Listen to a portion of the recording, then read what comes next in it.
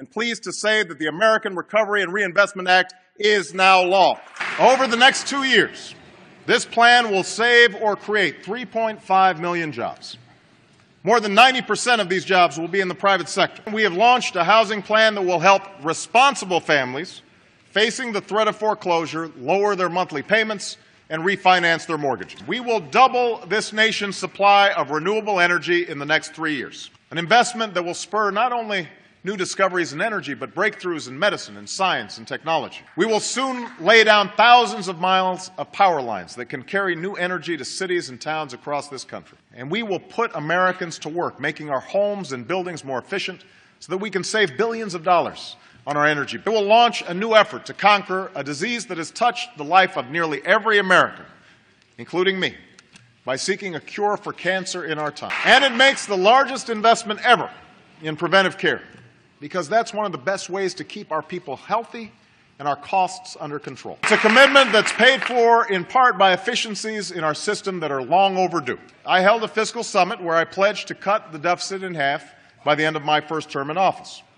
My administration has also begun to go line by line through the federal budget in order to eliminate wasteful and ineffective programs. We have already identified $2 trillion in savings over the next decade. If your family earns less than $250,000 a year, you will not see your taxes increased a single dime. We must also address the growing cost in Medicare and Social Security. And we must also begin a conversation on how to do the same for Social Security while creating tax-free universal savings accounts for all Americans. I have ordered the closing of the detention center at Guantanamo Bay. Tomorrow I'll visit Tampa, Florida, where workers will soon break ground on a new high-speed railroad funded by the Recovery Act, an investment that could lead to the world's cheapest solar cells, or treatment that kills cancer cells but leaves healthy ones. And that means building a new generation of safe, clean nuclear power plants, passing a comprehensive energy and climate bill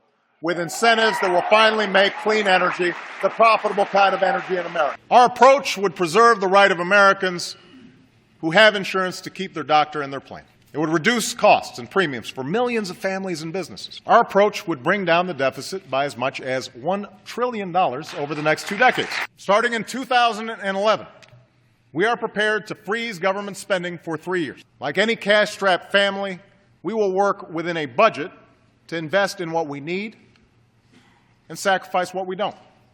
And if I have to enforce this discipline by veto, I will. We will continue to go through the budget, line by line, to eliminate programs that we can't afford and don't work. That's why I've called for a bipartisan fiscal commission. This can't be one of those Washington gimmicks that lets us pretend we solve a problem. Restore the pay-as-you-go law, publish all earmark requests on a single website. I will not give up on trying to change the tone of our politics. We should continue the work of fixing our broken immigration system, to secure our borders and enforce our laws and ensure that everyone who plays by the rules can contribute to our economy and enrich our nation. Some folks want wind and solar. Others want nuclear, clean coal, and natural gas. To meet this goal, we will need them all. That we should take on, once and for all, the issue of illegal immigration. And I am prepared to work with Republicans and Democrats to protect our borders, enforce our laws, and address the millions of undocumented workers who are now living in the shadows. We'll put more Americans to work repairing crumbling roads and bridges.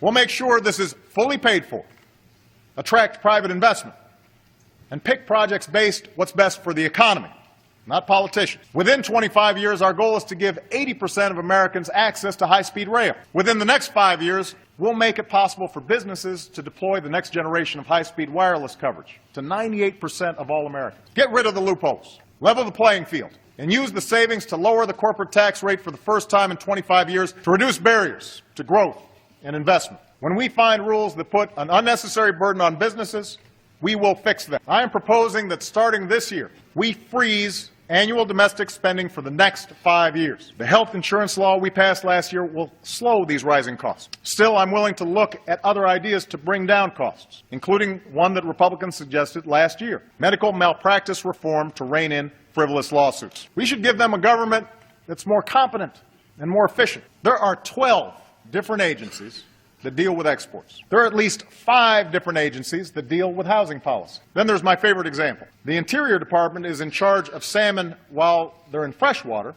but The Commerce Department handles them when they're in saltwater. Because you deserve to know exactly how and where your tax dollars are being spent, you'll be able to go to a website and get that information for the very first time in history. If a bill comes to my desk with earmarks inside, I will veto it. Companies that choose to stay in America get hit with one of the highest tax rates in the world. So let's change it. And I want to cut through the maze of confusing training programs so that from now on, people like Jackie have one program, one website, and one place to go for all the information and help that they need. It is time to turn our unemployment system into a re-employment system that puts people to work. I believe as strongly as ever that we should take on illegal immigration. I am proposing that every state requires that all students stay in high school until they graduate or turn 18. Directing my administration to open more than 75% of our potential offshore oil and gas resources. This country needs an all-out,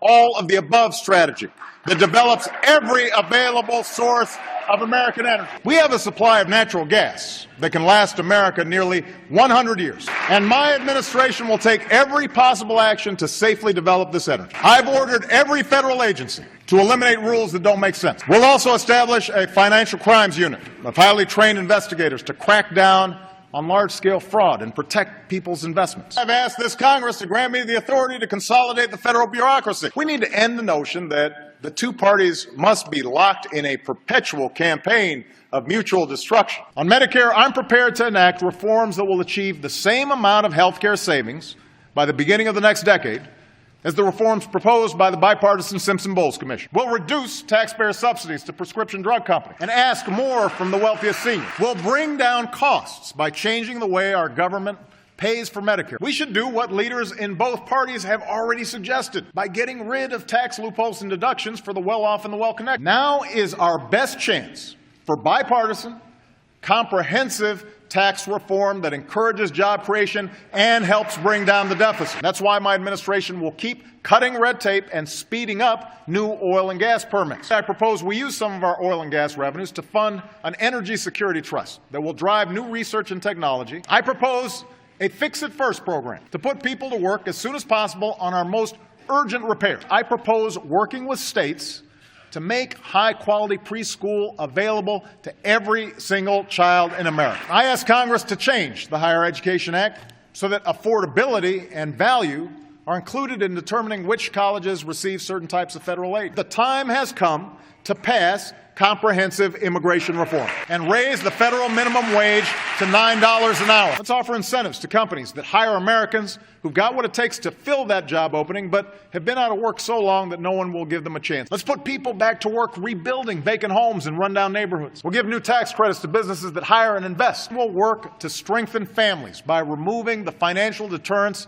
to marriage for low-income couples, and do more to encourage fatherhood. And by the end of next year, our war in Afghanistan will be over. Our government shouldn't make promises we cannot keep, but we must keep the promises we've already made. Let's work together to close those loopholes, end those incentives to ship jobs overseas, and lower tax rates for businesses that create jobs, and take the money we save from this transition to tax reform to create jobs rebuilding our roads. But I'll act on my own to slash bureaucracy, and my administration's launched 2 hubs for high-tech manufacturing. Tonight I'm announcing we'll launch 6 more this year. Let's do more to help the entrepreneurs and small business owners who create most new jobs in America. There are entire industries to be built based on vaccines that stay ahead of drug-resistant bacteria or paper-thin material that's stronger than steel. And let's pass a patent reform bill. Businesses plan to invest almost $100 billion in new factories that use natural gas. I'll cut red tape to help states get those factories built. Let's continue that progress with a smarter tax policy that stops giving $4 billion a year to fossil fuel industries that don't need it so we can invest more in fuels of the future that do. In the coming months, I'll build on that success by setting new standards for our trucks. Let's get immigration reform done this year. An across-the-board reform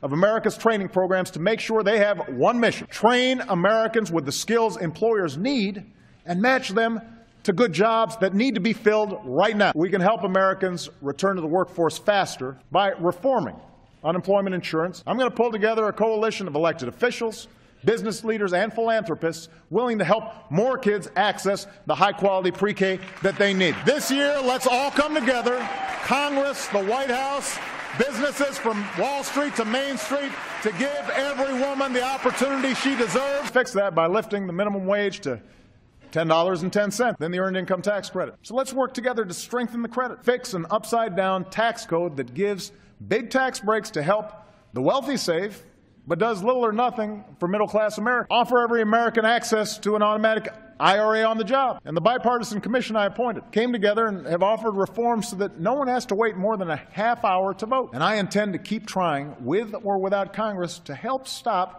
more tragedies from visiting innocent Americans in our movie theaters and our shopping malls or schools like Sandy Hook. With Afghan forces now in the lead for their own security, together with our allies, we will complete our mission there by the end of this year. This needs to be the year we close the prison at Guantanamo Bay. American diplomacy is supporting Israelis and Palestinians as they engage in the difficult but necessary talks to end the conflict there. Iran has begun to eliminate its stockpile of higher levels of enriched uranium. It's not installing advanced centrifuges. If Iran's leaders do not seize this opportunity, then I will be the first to call for more sanctions. We'll keep slashing that backlog so our veterans receive the benefits they've earned and our wounded warriors receive the health care, including the mental health care that they need. My budget will address each of these issues, lowering the taxes of working families and putting thousands of dollars back into their pockets each year. My plan will make quality child care more available and more affordable by creating more slots and a new tax cut of up to $3,000 per child per year. I'll be taking new action to help states adopt paid leave laws. Congress still needs to pass a law that makes sure a woman is paid the same as a man. 2 years of college becomes as free and universal in America as high school is today. Make sure those already burdened with student loans can reduce their monthly payments so that student debt doesn't derail anyone's dream. Pass a bipartisan infrastructure plan. Tonight I'm launching a new precision medicine initiative to bring us closer to curing diseases like cancer and diabetes, and to give all of us access to the personalized information we need to keep ourselves and our families healthier. I intend to protect a free and open internet, extend its reach to every classroom and every community, and help folks build the fastest network. I want Americans to win the race for the kinds of discoveries that unleash new jobs, converting sunlight into liquid fuel, creating revolutionary prosthetics so that a veteran who gave his arms for his country can play catch with his kids again, pushing out into the solar system, not just to visit, but to stay. Let's close loopholes so we stop rewarding companies that keep profits abroad and reward those that invest here in America. Let's use those savings to rebuild our infrastructure and to make it more attractive for companies to bring jobs home. Let's simplify the system and let a small business owner file based on her actual bank statement instead of the number of accountants she can afford. Let's close the loopholes that lead to inequality by allowing the top 1% to avoid paying taxes on their accumulated wealth. We can use that money to help more families pay for child care and send their kids to college. We are leading a broad coalition, including Arab nations, to degrade and ultimately destroy this terrorist group. No foreign nation, no hacker should be able to shut down our networks, steal our trade secrets, or invade the privacy of American families, especially our kids. Since I've been president, we've worked responsibly to cut the population of Gitmo in half. Now it is time to finish the job. It's a good thing that for the first time in 40 years, the crime rate and the incarceration rate have come down together.